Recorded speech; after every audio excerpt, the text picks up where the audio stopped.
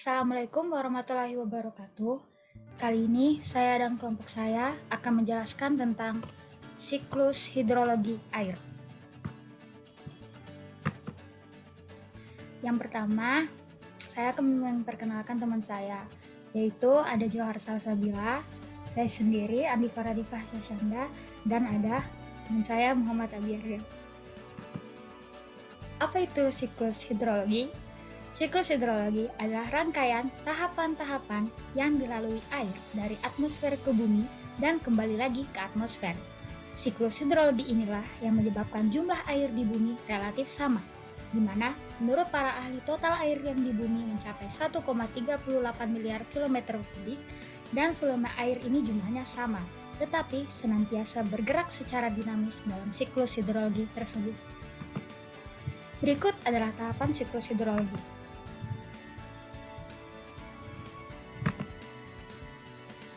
Dan ini adalah gambar proses hidrologi yang terjadi di bumi.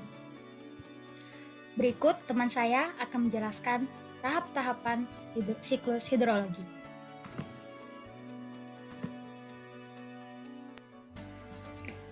Ya, yang pertama ada evaporasi. Ialah tahap pertama dalam siklus hidrologi, yang mana pada tahap ini air yang berada di sungai dan lainnya akan menguap. Sungai, danau, dan laut serta tempat lainnya dianggap sebagai badan air, lalu air yang menguap akan menjadi uap air. Air yang ada di seluruh badan air menguap karena panasnya sinar matahari, dan penguapannya disebut dengan evaporasi. Penguapan atau evaporasi adalah proses perubahan molekul air menjadi molekul gas, maka air berubah menjadi uap. Penguapan yang terjadi menimbulkan efek naiknya air yang telah berubah menjadi gas ke atas atau ke atmosfer.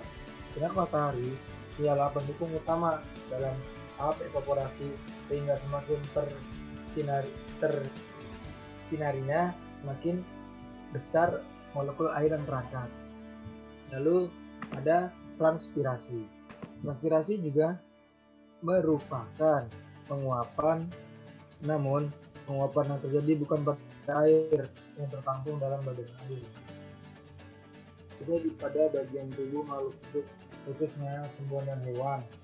Dan proses yang sama dengan tahap evaporasi, molekul air pada tubuh tumbuhan dan hewan akan berubah menjadi uap atau molekul gas. Setelah molekul air menguap, selanjutnya akan naik ke atas atau ke atmosfer, sama seperti proses yang ada saat tahap evaporasi. Transpirasi siklusnya terjadi pada jaringan yang ada di tumbuhan dan hewan. Namun dari tahap ini air yang dihasilkan tidak banyak. Pada proses transpirasi, molekul cair yang tak sebanyak saat proses evaporasi. Lalu ada evo, dan transpirasi adalah proses evaporasi dan tahap transpirasi, sehingga pada tahap ini air yang menguap banyak. Evapotranspirasi ialah suatu tahapan yang mana molekul cair yang menguap ialah seluruh air dan jaringan makhluk hidup. Tahap ini ialah tahap yang paling mempengaruhi siklus hidrologi atau jumlah air yang terangkut. Lalu ada lagi, yaitu sublimasi. Selain ketiga proses yang telah dijelaskan di atas tadi, ada pula proses penguapan lain, yaitu sublimasi. Sublimasi memiliki makna yang sama, ialah perubahan molekul cair menjadi molekul gas arah atas, yaitu arah atmosfer. Namun penguapan yang terjadi ialah perubahan es yang ada di kutub dan di gunung yang tidak melewati es cair. Nah, yaitu kondensasi. Setelah melalui 4 tahap di atas tadi, selanjutnya itu tahap kondensasi, yang mana air yang telah menguap berubah menjadi partikel es. Partikel es yang dihasilkan sangat kecil dan terjadi karena suhu dingin pada ketinggian yang ada di atmosfer bagian atas.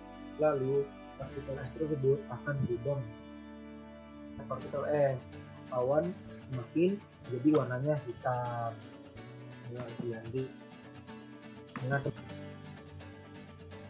Ya, giliran saya. Kemudian habis ada kondensasi ada juga adesi. ada sini adalah tahap yang berada di siklus hidrologi yang panjang, atau bisa juga disebut bukan dikatakan tidak terjadi siklus hidrologi yang pendek, ya panjang berarti artinya. Di tahap ini yang terjadi adalah perpisahan awan dari satu titik ke titik yang lainnya. Bisa juga disebut kalau awan itu menyebar. Perpindahan awan ini juga terjadi karena adanya angin yang menghembusnya, jadi berpindah awannya. Ada juga yang ke laut, ada yang ke daratan, yang gitu juga sebaliknya.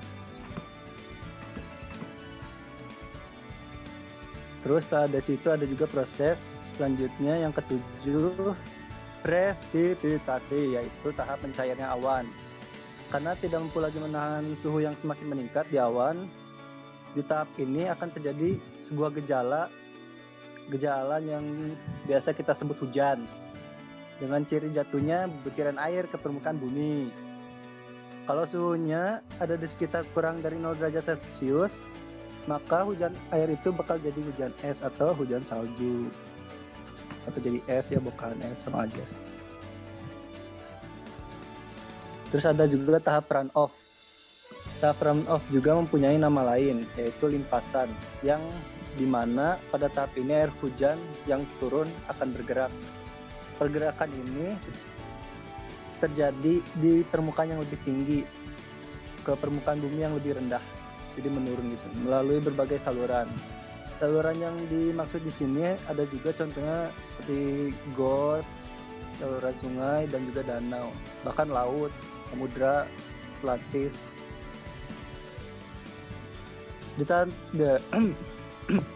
Di tahap infiltrasi itu tahap terakhir dari siklus hidrologi. Tahap ini juga di mana air hujan menjadi air tanah. Air hujan yang turun ke bumi semuanya tidak mengalir seperti pada tahap limpasan, tapi mengalir juga ke bawah tanah.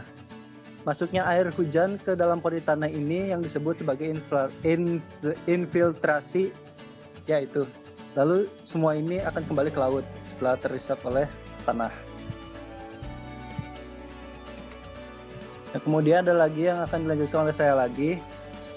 Review dari kesimpulannya, anggap aja, atau review dari proses hidrologi. Evaporasi adalah proses penguapan air dari tubuh perairan. Tubuh perairan di bumi, ada perairan di darat.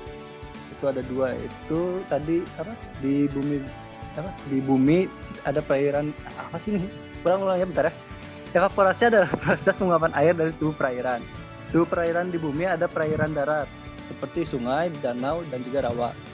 Serta laut seperti laut lainnya di pantai dan semacamnya.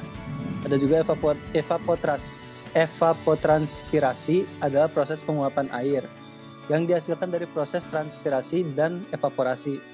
Kedua proses ini merupakan salah satu komponen penting dalam siklus hidrologi karena mampu mengurangi simpanan air dalam tubuh air, tanah, dan juga tanaman.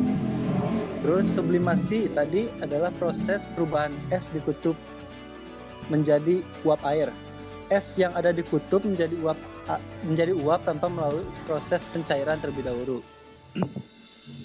Kemudian infiltrasi adalah proses peresapan air ke dalam tanah, singkat seperti itu. Kondensasi adalah proses perubahan wujud zat dari gas atau uap air menjadi zat cair.